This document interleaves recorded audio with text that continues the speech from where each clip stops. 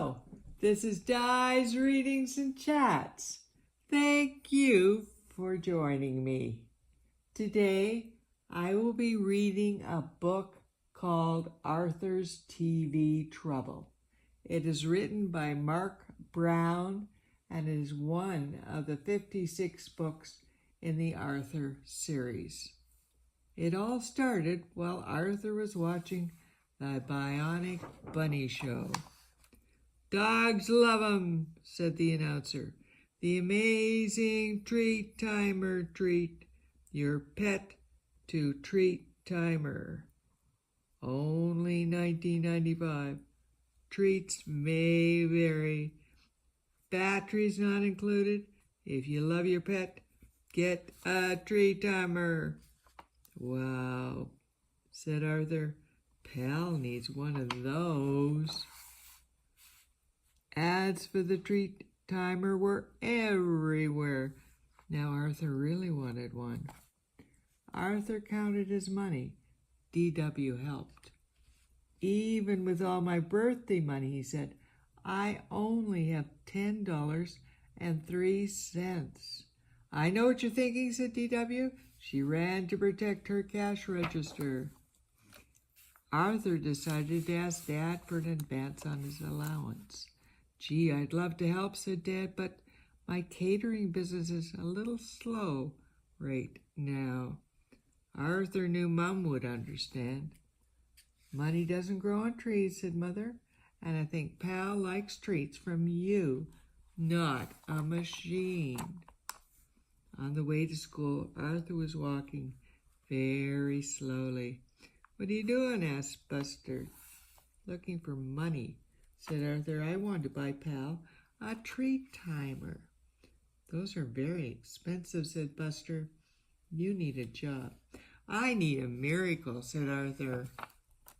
At school, while everyone else took the spelling test, Arthur daydreamed about the treat timer.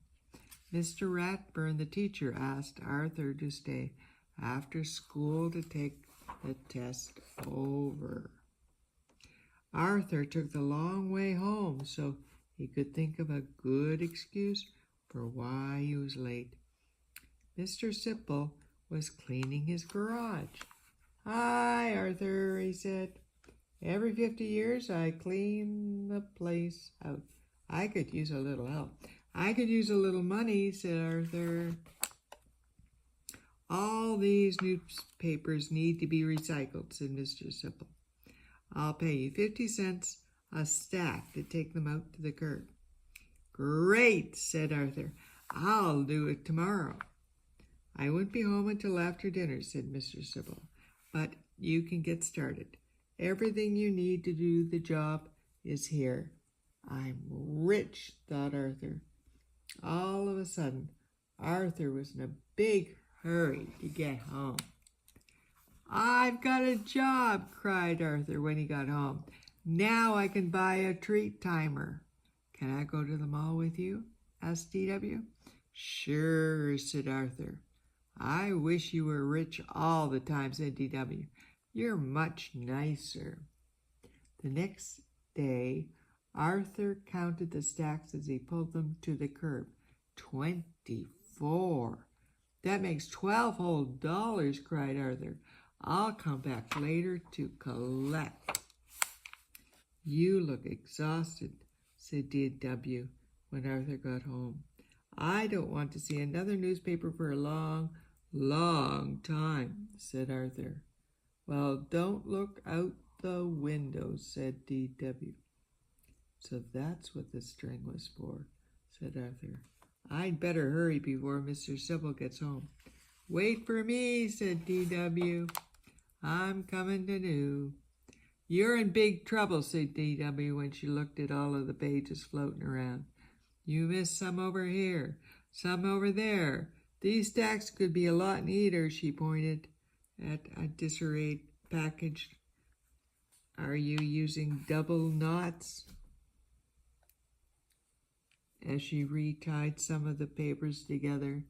"Nice work," said Mr. Sipple when he got home. "Here's your $12. "Thank you, sir," said Arthur. "I help," said D.W. Don't I get something? You get a trip to the mall, remember? Said Arthur. The next morning, Arthur and his family were the first ones at the mall. Arthur put his money on the counter. "One treat timer, please," he said. "It looks bigger on TV," said Arthur when he saw the box. "You assemble it, of course," said the salesperson. "And remember, all sales are final." 5 hours later, the treat timer was assembled. "You're going to love it, pal," said Arthur.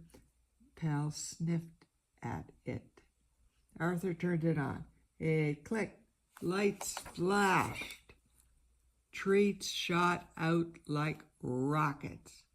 Pal let out a big, loud bark and ran for cover. "Turn it off," yelled Mother. "I'm trying to," said Arthur, "but I think it's broken. And remember," said DW, "all sales are final." Arthur went to his room to be alone. "I'm worried," said Mother. "He's been up there for hours." "I know how to get him out," said DW. "It's 7 o'clock, she yelled up the stairs. "The Bionic Bunny Show is on TV." Seconds later, Arthur appeared. "Sit down," said DW, "so I can protect you from those nasty TV commercials." "I don't need these," said Arthur. "There's no way a TV ad will get all my hard-earned money ever again." "It's the magic disappearing box," said the announcer. "Astound your friends, eliminate your enemies. The magic disappearing box from Kid Tricks." Said Arthur. "Now this could be useful." "What would you ever do with that?" asked DW. "Oh," said Arthur, "you might be surprised." And that ends the story, Arthur's TV Trouble. Before I say goodbye to you today, I want to sing you Barney the Dinosaur's song. I love you, you love me, we're one happy family. With a great big hug and a kiss from me to you, won't you say you love me too?